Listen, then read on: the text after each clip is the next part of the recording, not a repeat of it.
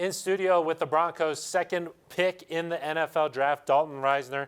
Dalton, I should say, welcome home, right? Yeah, welcome home, man. It's great to be back. It's great to be back. It's been 5 years since I've been back in Colorado, and just to be here and be a part of this organization, it's a dream come true. I see you got a Colorado tie on, so you're ready to go, huh? Yeah, I had to represent, man. I had to represent for all of us Coloradans right here. I think a lot of people know Dalton grew up in Wiggins, Colorado. You grew up a Broncos fan, right? Oh, yeah. I've been to plenty of Bronco games.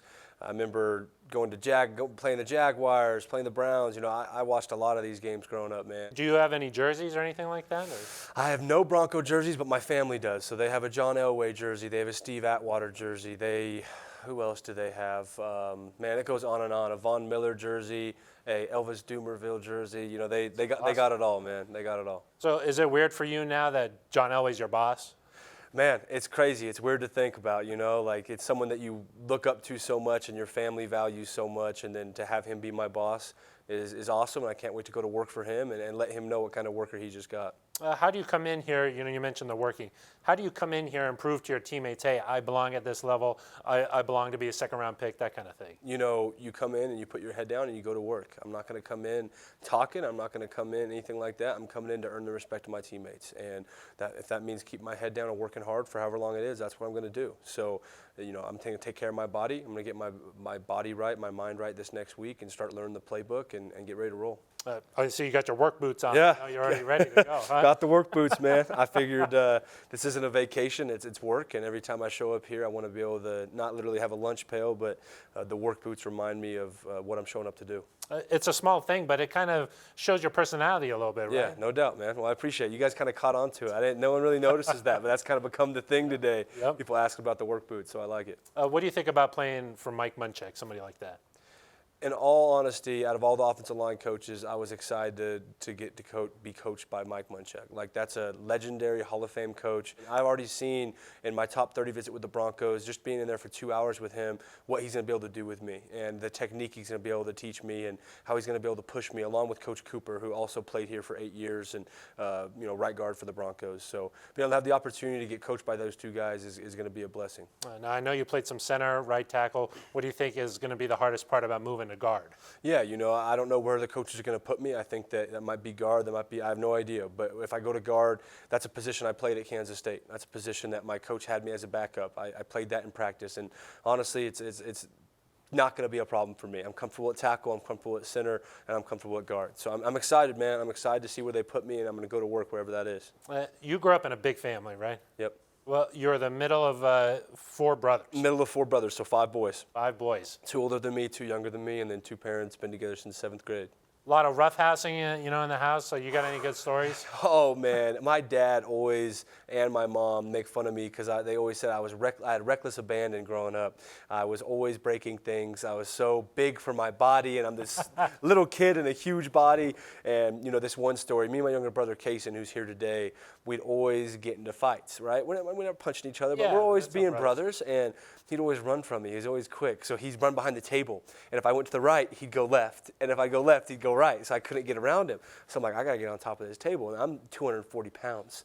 I'm not thinking. I stand up on this table, and I'm about to get him. And he's sitting there like not knowing which way to go. And then boom, breaks.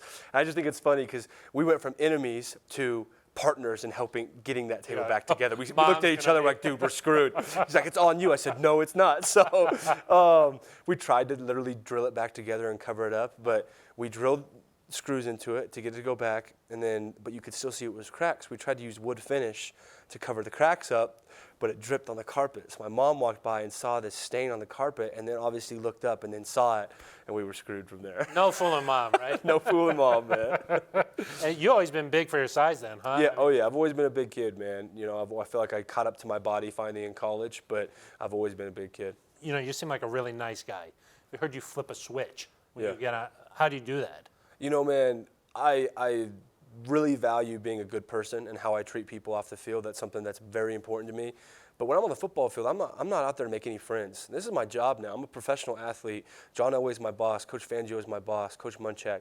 I'm not out there to make any friends.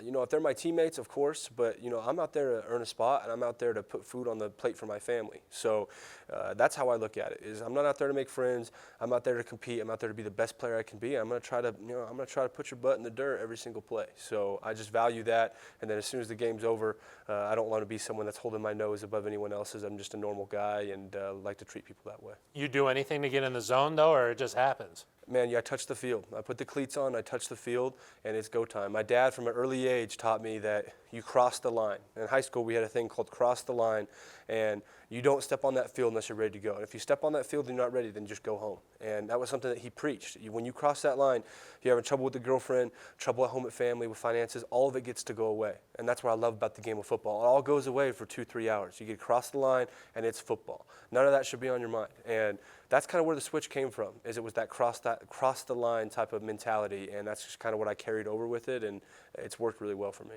And your dad's been your coach for a long time then. Ever since Pee Wee. He started the Pee Wee football program in Wiggins, and then moved up to middle school coached me for a year there, and then moved up to high school, and then he coached me for all 4 years there, and is still currently the head coach at Wiggins. Oh, cool. Yeah. In your press conference, you mentioned you hung out with Garrett Bowles. Yeah. How did that all happen? I mean, you already know so many of your teammates. They just welcomed me with open arms. Von Miller reached out, Chubb reached out, Derek Wolfe reached out, Philip Lindsay, Garrett Bowles, Connor McGovern.